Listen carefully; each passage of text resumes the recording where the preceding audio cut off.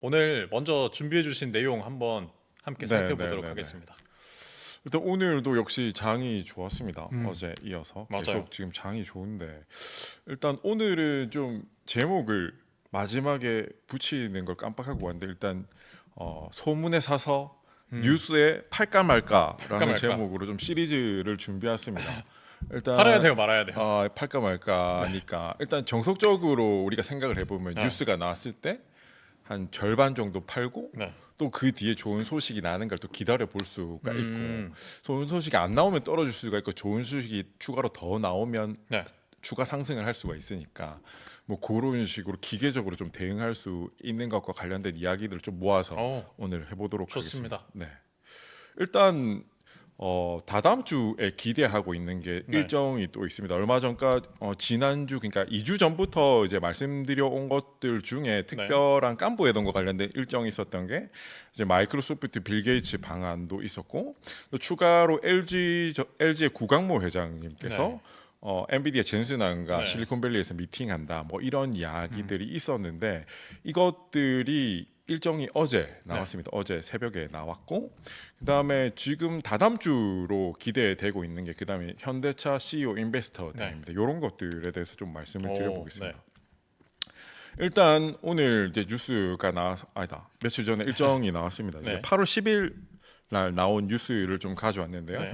현대차 CEO 인베스터 데이에서 피지컬 AI 비전 뭐 주도적으로 좀 나오지 않을까 기대를 하고 있어서 이게 다다음 주에 8월 26일 오후 2시에 여의도에서 잡혀 있습니다. 이걸 기대하는 이유는 최근에 오른쪽에 현대차 차트를 보시면 강하게 한 두 번 정도 상승을 해서 30만 원 기준으로 해서 한 2배 이상 상승력을 보여줬습니다. 네. 최근 올해 상반기에. 그런데 그 고점 대비해서 보면은 한 80만 원 가까이 올랐다가 다시 40만 원 밑으로 떨어졌어요. 네. 이제 한 반토막이 난 거죠. 네.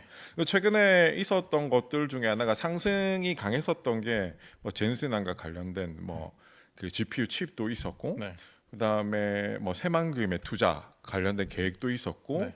무엇보다 강했던 게 그 로봇과 관련된 거죠. 네. 로봇과 관련된 거고 보스턴 예, 보스턴 다이내믹스 그것과 관련된 거고 뭐 추가로 그 자율주행이나 혹은 지금 이쪽에 대표로 들어오신 분이 네.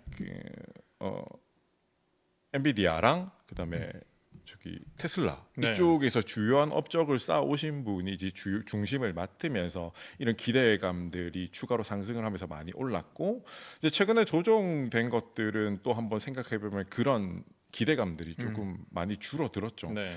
기대하고 있었던 올해 하반기쯤 상장 이야기가 나올까 하고 기대하고 있었던 보스턴 다이내믹스 상장 이야기도 좀 딜레이 되고 있고 네. 자율주행이나 뭐 이런 것들도 지금 좀 관련해서 좀 식고 이익도 조금 줄어드는 국면에 들어왔고 최근에 파업까지 이야기가 나오면서 좀 조정이 됐어요. 근데 일단은 개인적으로 한 그저께부터 이제 적극적으로 기대를 하면서 좀 이야기를 드리기 네. 시작했고 그 이유는 이제 부정적인 이야기들이 좀 많이 빠졌고 지난주 그러니까 10일 전에 제가 처음 말씀드린 것 중에 큰 흐름 중에 하나가 올해 초까지 로봇과 관련된 상승들이 이제 휴머노이드 로봇과 관련된 상승들이 기대감 때문에 올랐다면 네. 지금부터는 이제 6월 요번 달에 네.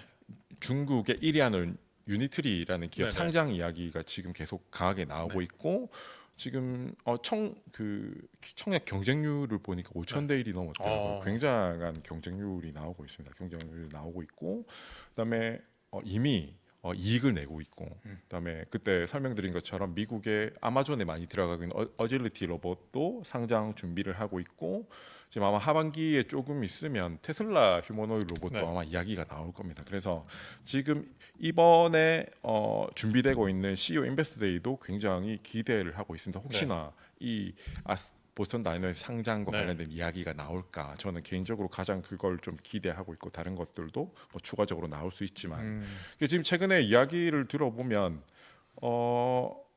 보스턴 다이내믹스에 대해서 이제 양분되는 두 가지 이야기가 있어요. 이게 한 이제 시총 한 100조 정도 크게 앞으로 계속 좋아질 수 있는 기대감과 관련된 이야기가 하나 있고 근데 아직 이익을 못 내고 있으니까 분기별로 한 1,000억에서 2,000억 정도 계속 적자를 네. 내고 있는데 이것들이 그럼 언제부터 본격적으로 이익을 내면 관련해서 좀 강한 모멘텀 또 네. 추가로 생길 수가 있겠죠. 그래서 지금 최근에 이 보스턴 다이내믹스 현대차에서 같이 이야기를 하고 있는 것 중에 하나가 목표가 2028년에 만 대를 생산할 수 있는 체계를 완성하는 게 일단 목표인데 네. 이제 그렇게 되면 또 과거 2028년 기준에서 그 보스턴 다이내믹스 로봇이 네. 만 대를 양산할 수 있는 체계에 대한 가치 평가가 또 나올 수가 있거든요. 그런 것들도 기대를 할 수가 있고 뭐 오늘 어제 계속 이야기가 나오는 것 중에 중요한 게 첫 번째가 이제 삼성과 현대가 좀 네. 협업을 해서 앞으로 시작하는 자율주행이나 로보틱스에 관련해서 네. 협력을 하겠다. 그 배터리도 있고 디스플레이도 있고 뭐 로봇과 관련된 것들도 다 같이 뭐 그렇게 해가겠다라는 걸 하나 또 발표했었고 또 추가적으로 현대차가 지금 현대차에서 밑에 기존의 이제 자동차나 뭐 부품 같이 협업을 하고 있는 기업들 한 200곳에다가 우리가 앞으로 보스턴 다이내믹스 2028년 기준으로 해서 3만 대입니다. 3만 대. 만 대가 아니고 3만 대를 생산할 체계를 구축할 건데 그럼 너희들이 같이 할 수 있는 계획서를 내라. 뭐 이런 것들에서 본격적으로 이 아틀라스 양산에 대한 네. 준비를 본격적으로 시작하는 걸로 이제 보이고 있습니다. 그래서 이런 것들이 이야기가 이미 나오기 시작했기 때문에 이 CEO 인베스터 데이에서는 관련된 것들을 구체적으로 비전을 제시해주지 않을까. 네. 추가적으로 여기서 이제 상장 이야기까지 구체적으로 나오면 너무 좋은 거고. 네. 만약에 상장 이야기가 나오면은 네, 이제 다른 로봇 테마주가 있잖아요. 네. 그런 것들에도 좀 영향을 많이 미칠까요? 맞죠. 지금 중요한 게 아까 말씀드렸듯이 일단 기준이 실제로 지금 현대차에서 이야기하는 것처럼 아틀라스 연 3만 대 네.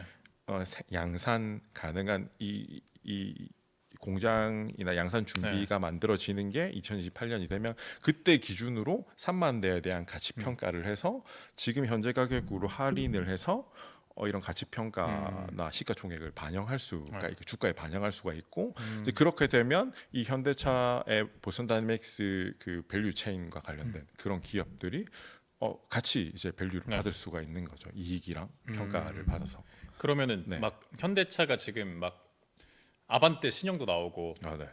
했었는데 네. 그럼 아반떼 신형 뭐 신차 이런 네. 것보다는 로봇 쪽에 좀 더 관심을 많이 가지고 있는 상태일까요?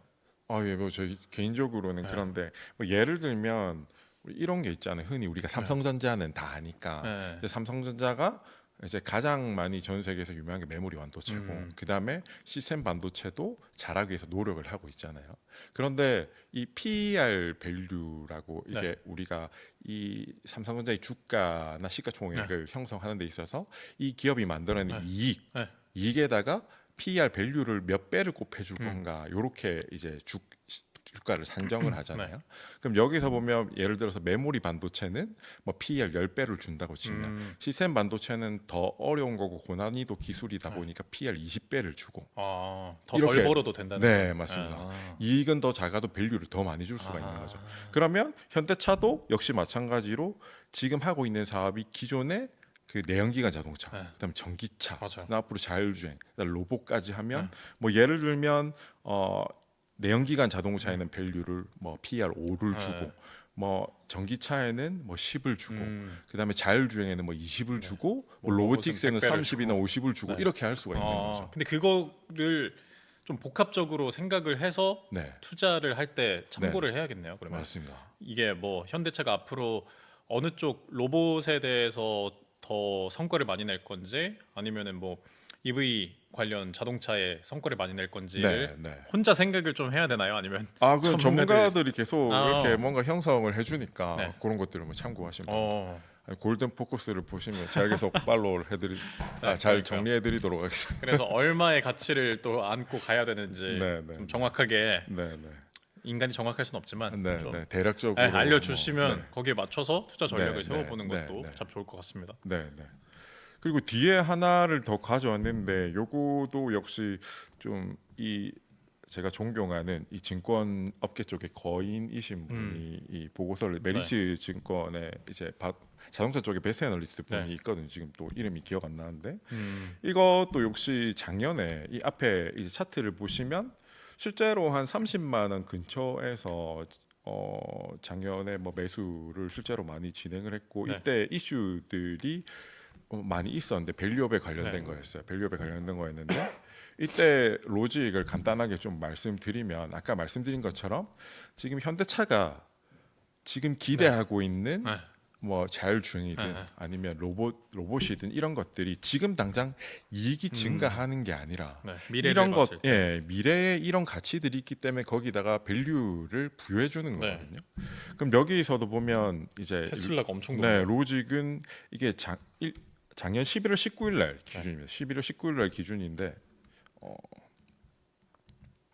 이 테슬라는 지금 전 세계에서 자율주행이나 또 휴머노이드 로봇 이쪽으로 가장 앞서 있는 기업이잖아요. 그래서 실제로 상용화가 지금 두 명이서 나오고 지금 얼마 전에 핸들도 없고 페달도 없는 그 두 명이 타는 자율주행 자동차가 로보택시. 지금 양산이 시작했잖아요. 그리고 돌아다니기 시작했고 테스트를 시작했고 네. 그래서 그런 가치를 압도적으로 많이 주기 때문에 지금 예를 들면 그때 당시에 PER 밸류 200배 정도를 인정을 받고 있고 시장에서 엄청 높은 거죠. 이 네, 정도면. 지금 뭐 우리 이때 당시에 현대차가 밸류가 한 6배 정도 됐으니까 지금 뭐 비교할 수가 없는 거죠.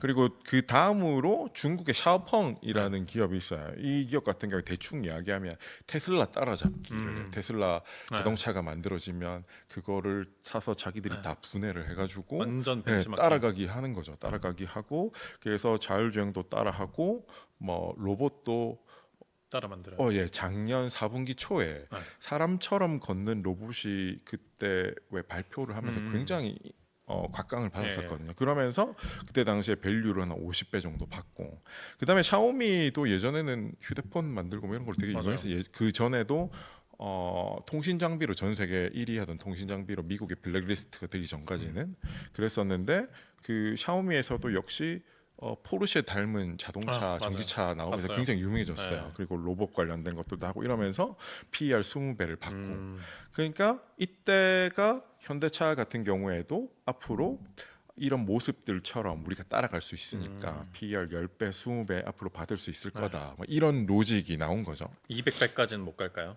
200배도 지금 테슬라 쪽이랑 엔비디아 쪽에서 핵심적인 그 역할을 하시던 분이 지금 이쪽에 대표를 맡고 계시니까 오, 좀 시간이 걸리겠지만 어느 정도 충분히 좀 가능하지 따라갈 않을까. 수 있는. 지금 최근에 보면 아까 말씀드린 것처럼 삼성과도 본격적으로 네. 대놓고 협력을 시작하셨고 뭐 이런 분위기 때문에 충분히 뭐 어느 정도는 가능할 수 있지 않을까 그럼요. 기대하고 있습니다. 힘을 내야 됩니다.